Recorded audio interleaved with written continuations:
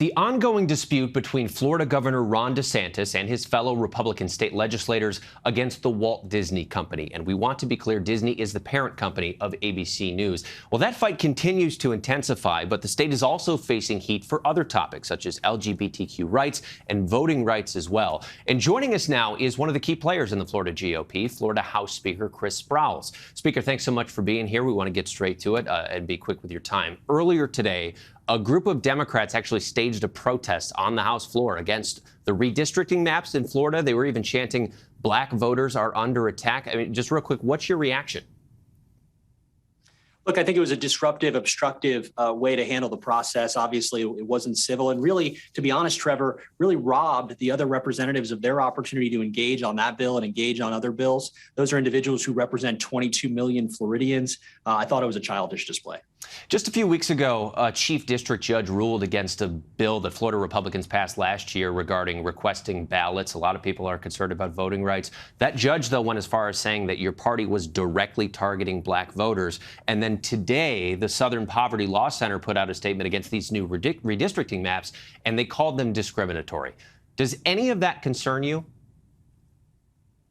Well, look, nobody likes being called names, but the reality is Judge Walker, as you mentioned, has a long history here in the state of Florida of going after the legislature on all kinds of things, targeting Republicans. It's my belief that is going to be reversed on appeal. I put out a very strong statement after I got the opportunity to read Judge Walker's opinion, which I think was slanderous to some members of the legislature. So I think that the legislature in the state of Florida will be successful when that's appealed. Any concerns about the Southern Poverty Law Center saying the redistricting map is discriminatory? No, I think it's exactly what we'd expect from the Southern Poverty Law Center. This is not an organization that is nonpartisan. I think a lot of these organizations try to appear to be nonpartisan, but the reality is they are organizing with the DCCC and the Democratic Party, whether it's on redistricting or other host of issues. That has long been the case here in Florida, and redistricting is no exception. There's a lot of focus on the battle between Governor DeSantis of Florida Republicans and Disney, and this move now to strip Walt Disney World of its decades-old special status that comes after Disney spoke out against the parental rights in education law, what critics are calling the Don't Say Gay bill. We know that the Republican Party has always touted itself as pro-business, and certainly the state of Florida advertises itself that way. Is this a shift in party philosophy? I mean, this is against the largest employer in the state.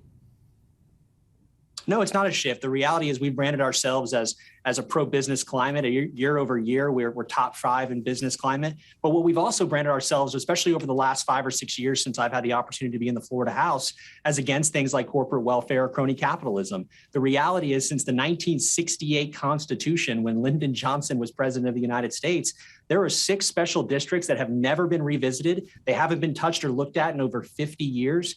Some of them are things like mosquito control districts or law libraries, but only one is a massive corporation in Disney, which has these superpowers to govern themselves, to tax themselves, and to do things like build nuclear power plants.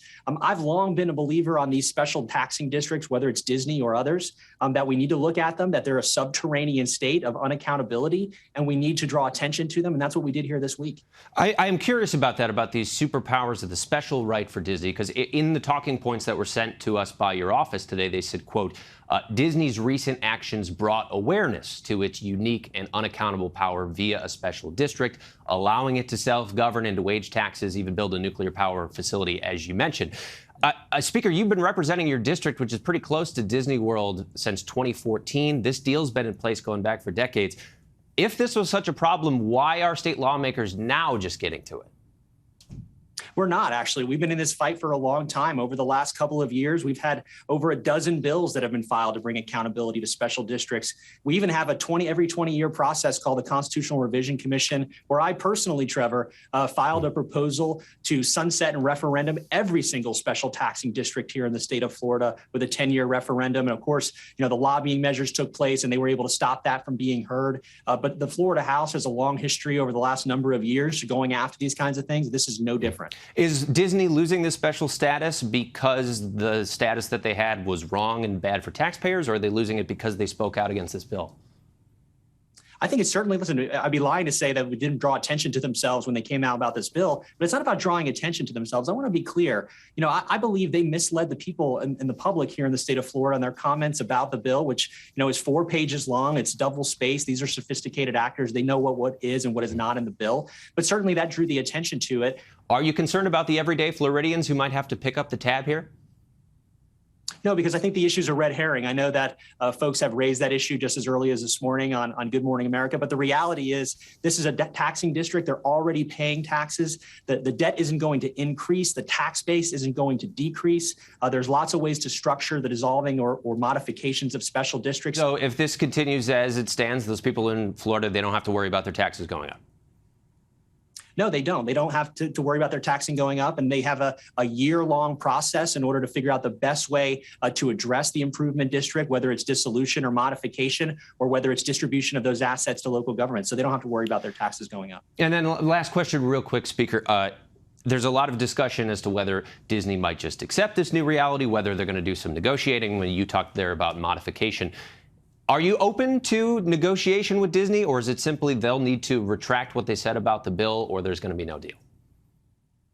Well, it's the Reedy Creek Improvement District, which of course really is Disney. But look, we're going to, over the next year, the legislature and the local governments are going to have that conversation. I think people, have said things like knee-jerk reaction. And the reality is it's nothing further from the truth. There's 12 months to figure out the best way to do that. I'm sure there'll be lots of advocates who are going to want to be heard on it, whether it's local governments or Disney. And the legislature will hear their thoughts and hear their ideas. Florida House Speaker Chris Sprowls, we appreciate your time. Thanks for being here.